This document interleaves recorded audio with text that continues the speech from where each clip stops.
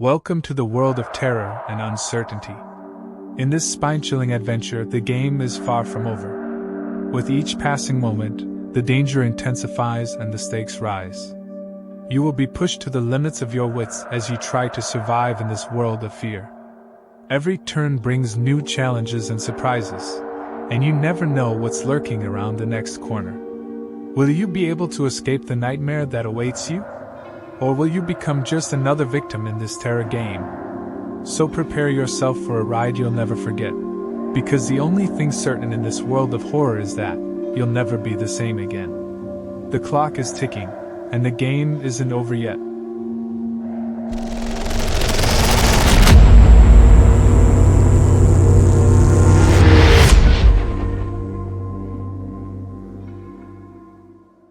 When I was young, exploring abandoned buildings was my #1 pastime.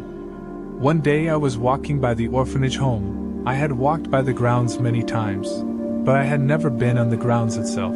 By this time most of the orphanage had been abandoned and in a few short years was totally closed. At close inspection I noticed the big main building had been totally abandoned. I had seen it from afar many times. It was a gigantic building, but from afar you couldn't tell if it was totally abandoned. Being this close to it now, it was obvious the building had not been used in years. So I rounded the building twice looking for a way in. At last I found a way in. It was narrow, but I was a skinny kid, so I made it in quite easily. It was December, and it was around 2:30 in the afternoon. On the ground floor most of the windows had been boarded up, but I had noticed the upper floors. All the windows had escaped that fate. It made sense. I figured I had about 2 hours of light to explore. I finally located a staircase and followed the light upwards. This stairway most likely had not got much use even when the building was inhabited. Looking at the thick dust on the steps, no human had been on these stairs in years, but you could see rodent stirrings among the dust. Slowly I ascended the stairs one at a time, the old steps creaking as I went. When I got to the top floor I stopped suddenly because I saw footprints in the thick dust near the entryway to the main hallway. This new development spurred my sense of wonder. As I was climbing the stairs I felt something was near. Finally I grew courageous enough to peek around the corner and look down the hallway.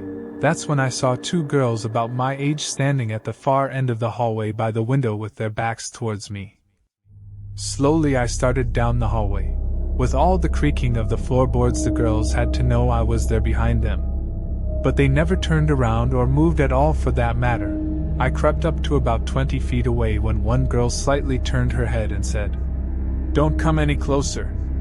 At that time, I stopped dead in my tracks. That warning gave me goosebumps. Within seconds of stopping the second girl spoke. "Would you like to play a game?" I finally sputtered out sure I would. Then she spoke once more. "Close your eyes, count to 30, then open them and find us." "Okay," I said. When I opened my eyes the girls were gone. I walked to the spot where they had been standing, but I was taken aback when I noticed no footprints in that area. Nothing but thick dust. Then I heard, "Find us?" I shouted back, "What's your names?" After a few seconds a response, "Kia and Molly." I started searching immediately but saw nothing. Every minute or so I would hear a small whisper, colder or warmer. But even then I couldn't locate the girls. After an hour of looking I finally crept into a large dorm room. Beds and furniture still in here. A few toys and odds and ends still present. By this time I could see the light was fading fast, so I decided to leave. I thought to myself I could come back another day to explore. As I turned and headed for the doorway I saw all the doors leading into the dorm slammed shut with tremendous force. Immediately I sprang into action, running to each door, but none of them would open. I was petrified at this point. Then I heard everything grow quiet. "You're not leaving till you find us." I watched in shock as the whole dorm grew dark. The rest of the night is a deep buried memory. I awoke the next morning in one of the old beds, light shining in. I checked each door but they wouldn't open. I felt pure dread in the room. I didn't want to be here anymore. Then I noticed something, a small door, I knew immediately what it was, the long metal fire escape down to the ground. To my surprise, as I walked closer to it, the little door opened. Before climbing in, I looked down the dorm, and in a haze I saw the two girls materialize. Then I heard, "Go now before it gets in." I was totally confused until I heard a loud noise.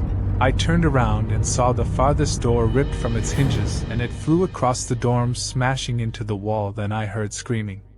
Then I heard, "Go, go, go, we can't stop it." I entered the escape and made it out. As I was crossing the lawn in front of the grand building, I turned around for one last look. Standing by a large window was the two girls, and in the morning light I could see two words written into the filthy window, "Kia and Molly." Then I saw something dark materialize behind them. I ran and ran faster till I was away. That spring they tore down the grand old building. Years and years and years later, I was driving a taxi night shift when my dispatcher gave me a call at the normal community center. When I pulled up to the building, an old memory awoke. This building sits where the old grand building had stood. As I was watching the doorway for my rider, I noticed two young girls staring back at me. That second my radio came to life. My dispatcher's voice, obviously disturbed, said in a voice different than normal, almost urgently said, "Cancel that call now, leave now, go. I quickly shifted the Crown Vic into gear and accelerated away.